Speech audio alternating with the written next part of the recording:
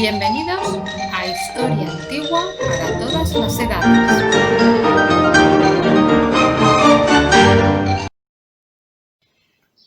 Hola, ¿qué tal? Bueno, pues en el capítulo anterior habíamos dejado a Eneas cargando con su padre, Anquises, su hijo Ascanio, saliendo de la ciudad de Troya, que había sido derrotada por los aqueos. ¿Lo recordáis? El héroe Eneas, con su familia y unos cuantos hombres, consiguen huir de la ciudad antes de ser atrapados. Vamos a hacer un poco de memoria, ¿vale? Si recordáis, Eneas era hijo de Anquises y la diosa Afrodita. Ella le había hecho jurar que no le diría nunca a su hijo que ella era su madre, pero Anquises no cumplió su promesa y desveló el secreto a Eneas. Afrodita entonces castiga a Anquises lanzándole un rayo que lo deja paralítico. Así que Eneas carga con su padre, lleva de la mano a su hijo en busca de un nuevo lugar para poder vivir, puesto que Troya, su ciudad natal, había sido completamente destruida. Es en este momento cuando empieza el relato de Virgilio y la leyenda de los antepasados de los fundadores de Roma, Rómulo y Remo, que eran descendientes directos de Eneas. ¿Qué ocurrió con Eneas y cómo llegó a ser el antecesor de los dos famosos fundadores legendarios de la ciudad? Vamos a verlo. Muchos creen que la historia de Virgilio es en realidad una copia mala de un autor romano de unas aventuras como son las de Odiseo, el protagonista de la Odisea, del que ya os he hablado en otros vídeos. Que Virgilio lo que quería era emular al autor Homero, pero no es cierto realmente, al menos no es cierto del todo.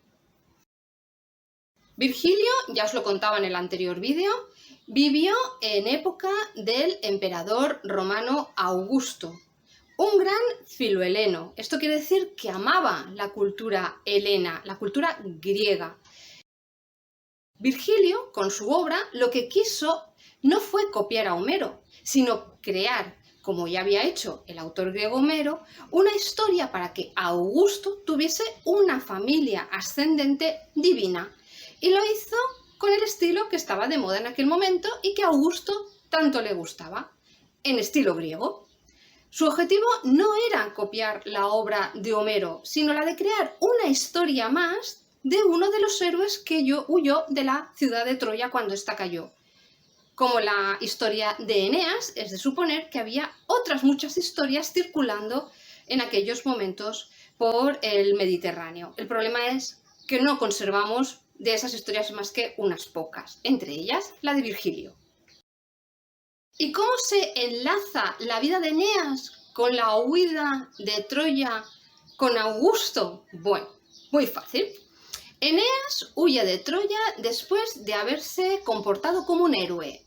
Huye, pero es un héroe, ojo, que los héroes también huyen y también lloran y también sienten. Esto es muy importante que lo tengáis en cuenta. Eneas había estado incluso a la altura de Héctor, según nos cuenta la leyenda, el mito griego todavía, ¿vale? Huye con su padre. Si recordáis bien, el pater familias era muy importante para un romano, así que Eneas aquí queda romanizado, podríamos decir, y además huye con su hijo. ¿Recordáis? La descendencia era lo más importante para un romano. Un romano y una romana estaban obligados a dar hijos a Roma. Era la forma de que Roma no desapareciese.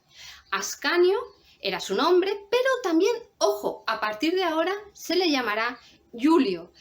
Tenéis que recordar este nombre. Luego os haré algunos comentarios y veréis por qué es tan importante. Así que podríamos decir que cuando Eneas huye de Troya se convierte en el ideal del ciudadano romano. Además, Eneas se lleva consigo en su huida algo que también será muy importante para un romano, los lares y los penates. Es decir, que se lleva consigo los dioses familiares de la ciudad de Troya, ¿vale? Eran los dioses más importantes para un romano, a los que adoraba por encima de Júpiter, de Marte, de cualquier otro dios. Los lares eran los dioses que protegían a la familia y los penates los que protegían el almacén. Vamos, los que protegían la comida. Sin comida no hay vida, así que el tener a unos dioses de tu parte para que protejan el almacén es muy importante. Así que tenemos a Eneas huyendo con su paterfamilias, su hijo llamado Iulio y los dioses que los romanos adoran en los lararios de sus hogares. Todos los hogares romanos tenían un larario, un pequeñito altar donde situaban estos dioses, los lares y los penates. Además, no lo hace solo, lo hace acompañado de otros tantos troyanos que le siguen, porque al fin y al cabo, Eneas era un príncipe, estaba casado con la princesa, la hermana de Paris y Héctor, la hija de los reyes de Troya. Así que a él y a ella le siguen muchos otros hombres que buscan un destino mejor que el quedarse en una ciudad ya prácticamente caída y destruida. Así que tenemos ya un Eneas completamente romanizado, ya no es griego. Esto lo hace Virgilio, lo repito, en la Eneida. ¿Veis? Tenéis aquí el libro, podéis buscarlo en cualquier librería o biblioteca, os va a encantar, un libro lleno de aventuras y viajes. Y al que le siguen unos cuantos hombres, ¿vale? Y como otros tantos grandes héroes de la guerra de Troya, Eneas vaga por el Mediterráneo, viaja por todo el Mediterráneo. Eneas durante este viaje por el Mediterráneo hace varias escalas, ¿vale? Antes de asentarse completamente. La más importante de ellas fue en la ciudad de Cartago. ¿Qué pasa en Cartago? En Cartago se encontró con la reina Dido. ¿Quién era Dido? ¿Quién era esta princesa, esta reina? Dido, que había fundado esta ciudad tras huir de Tiro, que era la ciudad donde había nacido. En ella había tenido muy mala suerte. Se había casado por orden de su hermano, que se había empeñado con un sacerdote. El objetivo del hermano era robar el tesoro del templo que se guardaba el sacerdote, y había utilizado a su hermana para ello.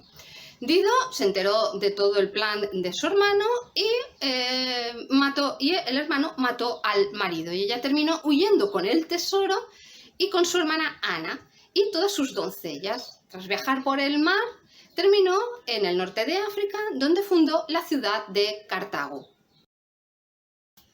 Eneas llega a Cartago y se enamora locamente de la reina, y ella de él. Pero Júpiter tiene otros planes. Él pretendía que Eneas llegase a un nuevo lugar y fundase un nuevo pueblo, ¿vale? El pueblo de Roma. Así que le obliga a cortar con Dido y ella se queda tan dolida, que juró vengarse de Eneas y finalmente se suicidó.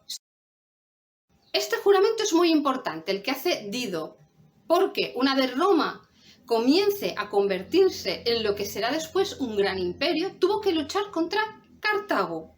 Cartago, la ciudad de Dido, en 3 grandes guerras que fueron horrorosas, sangrientas, tanto para los cartagineses como para los romanos. La segunda de ellas seguro que la recordaréis, porque fue cuando el general cartaginés Aníbal casi llega a las puertas de Roma con un ejército del que formaban parte elefantes.